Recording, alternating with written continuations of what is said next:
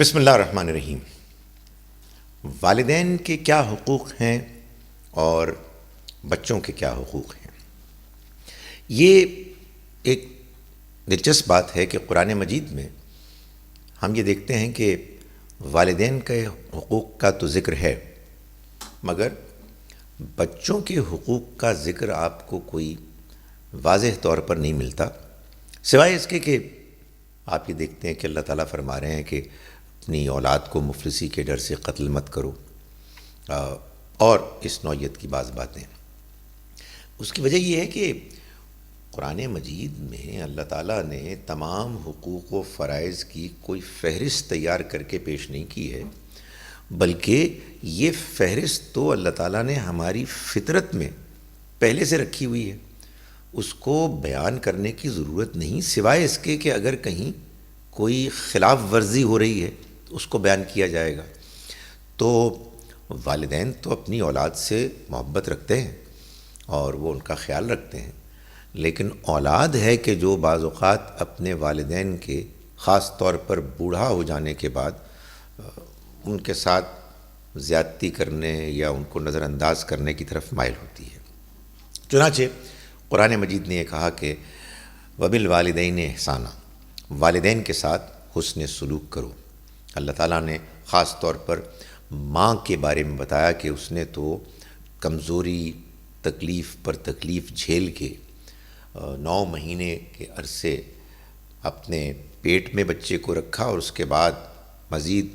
دودھ کا پلانا ہوا کہ جو 2-2.5 سال تک یہ پورا عرصہ رہا۔ تو والدین کے اپنے شکر گزاری کرو اور ان کی خدمت کرو اور ان کے ساتھ حسن سلوک کرو۔ اس میں چونکہ اس کا امکان تھا کہ والدین کے ساتھ حسن سلوک میں انسان یہ خیال کرے کہ ان کا یہ حق بھی ہے کہ وہ جو چاہیں ہم سے منوا لیں، جس بات کو چاہیں وہ ہم سے کہیں کہ ہم اس کو مان لیں، اور جس کو چاہیں وہ ہم سے تقاضا کریں کہ ہم ان کو چھوڑ دیں، تو اللہ تعالیٰ نے یہ بتایا کہ نہیں، ایسا نہیں ہے۔ اگر وہ تم سے اس بات کا تقاضا کریں کہ تم میرے ساتھ، اللہ کے ساتھ کسی کو شریک ٹھہراؤ، کسی ایسے کو کہ جس کے لیے کوئی دلیل ہی نہیں ہے، تو تم ان کی بات ہرگز نہ مانو، مگر دنیا میں ان کے ساتھ حسن سلوک کرو۔ تو معلوم یہ ہوا کہ والدین کا حق ہے اولاد پر کہ وہ ان کے ساتھ اچھا رویہ اختیار کرے، خاص طور پر جب وہ بوڑھے ہو جائیں تو وَاخْفِضْ لَهُمَا جَنَاحَ الذُّلِّ مِنَ الرَّحْمَةِ، تو تم ان کو جیسے پر پھیلا کے آرام دیتے ہیں، اطمینان دلایا جاتا ہے پرندے اپنے بچوں کو، ایسے ہی اپنی رحمت، نرمی سے تم ان کو سہارا دو، اطمینان دلاؤ اور دعا کرتے رہو، چاہے وہ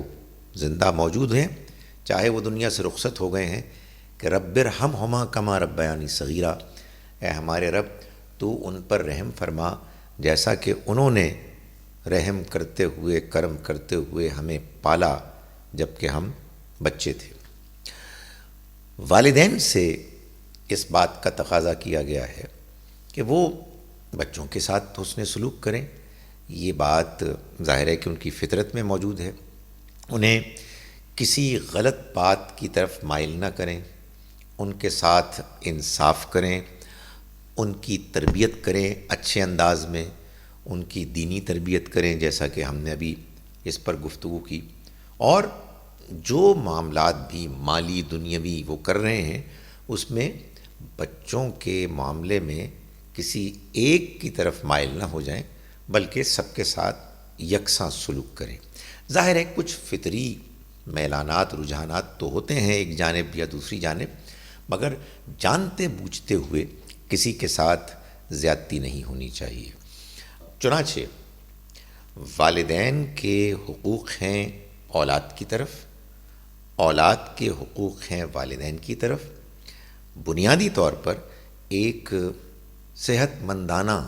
معاشرہ، ایک ہیلدی ایک انوائرنمنٹ، ماحول ہونا چاہیے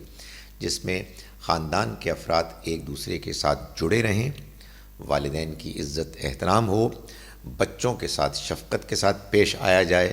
آپس میں انڈرسٹینڈنگ ہو، اور لوگوں کو ان کے اپنے اپنے دائرے میں آزادی بھی دی جائے۔ کہیں اگر کوئی غلطی کر رہا ہے تو اس کو اچھی طرح سے ٹھیک کرنے کی کوشش کی جائے۔ اللہ تعالیٰ یہ چاہتے ہیں کہ ہم جس معاشرے میں، ماحول میں رہتے ہیں، ہم اپنے خاندان میں ایک ایسی فضا قائم کریں کہ جس میں لوگ ایک دوسرے کے ساتھ ہمدردی کرتے ہیں، اور ایک دوسرے کے ساتھ جہاں کہیں سچائی، ہدایت کے بارے میں کوئی رہنمائی کی ضرورت ہے اس کو اچھے انداز میں بیان کرتے ہیں، چاہے وہ بڑے ہوں چاہے وہ چھوٹے ہوں۔